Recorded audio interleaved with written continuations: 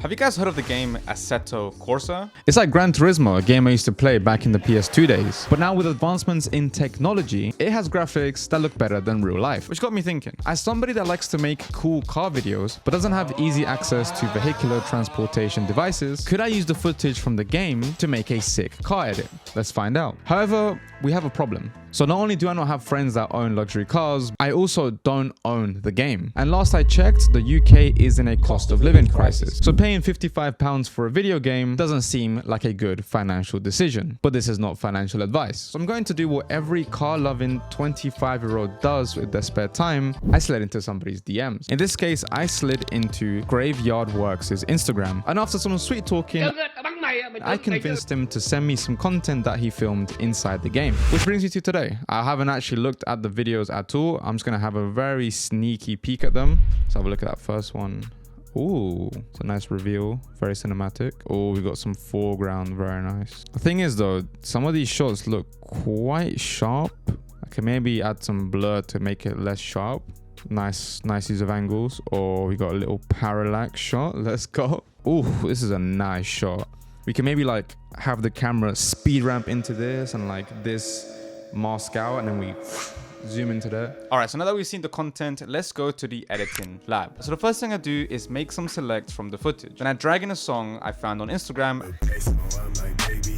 and use iggram.io to download it. Added some markers to the song using the key. I then created a skeleton sequence by dragging in the shots I want and timed them with the music, knowing full well that I will add speed ramps and visual effects later. But in some cases, I made a draft of the visual effects that I wanted. And the final skeleton sequence looks like this.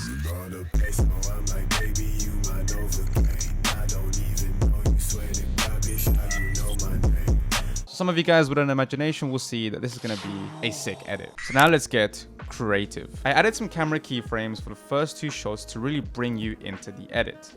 And I use a guide to make a focal point where your eyes should focus on. Now for the next shots, I'm going to add some speed ramps. But this time, I did them on After Effects. What? That's right, if you want to do these fun looking speed ramps, they are actually much easier in Adobe After Effects than Premiere Pro. Don't believe me, just watch. Right click. Time remapping. So add a keyframe there, here, and then a keyframe there.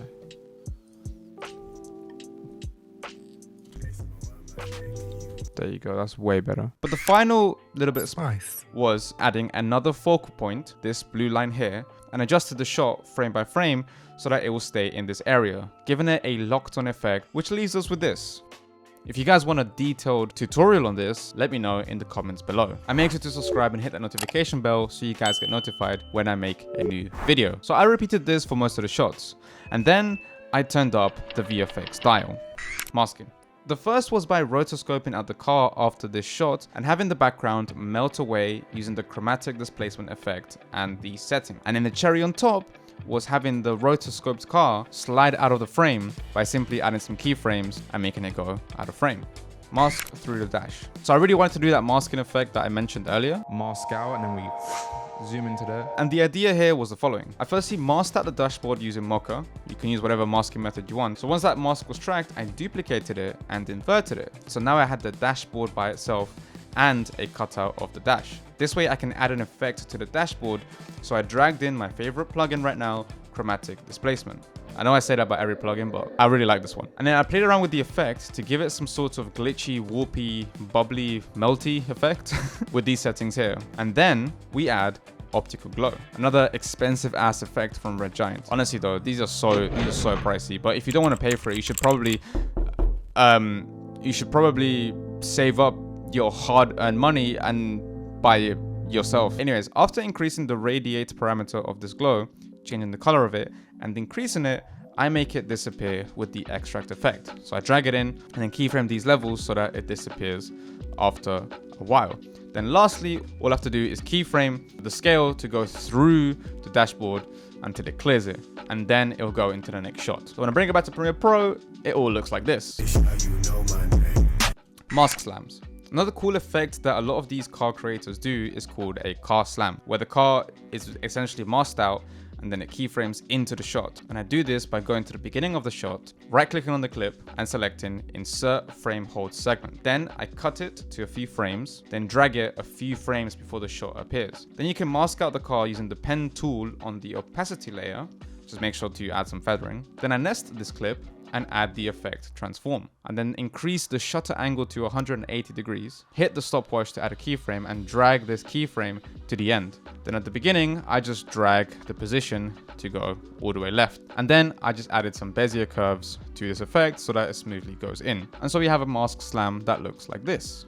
Shakes. I then added some shakes to the clip where the car slams in by nesting this whole clip, then adding the transform effect, zooming in a little bit, and then I keyframe the position as it is, move one frame and change the position again, and then move one frame again and then reset it. And I get this kind of shake effect. You can also increase the shutter angle so you get a little bit of motion blur. Then finally, the piece de resistance. I add my favorite expensive ass glow effect, optical glow. And then I bang up that radiate parameter, keyframe the amount to be high on the beat and then to go down after. So you get this kind of like a glow bound. And then I added them here and here.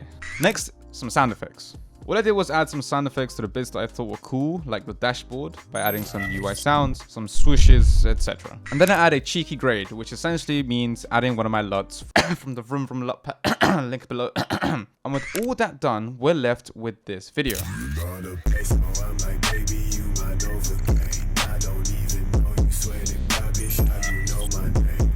If you enjoyed this type of video, let me know in the comments down below. More tutorials to come. But before you go, check out this video right here to learn some of the effects that I did in this video. And if you want to access this personal project file, then you can click the link down below. Thank you to all the supporters. And with that being said, I'll see you in the next.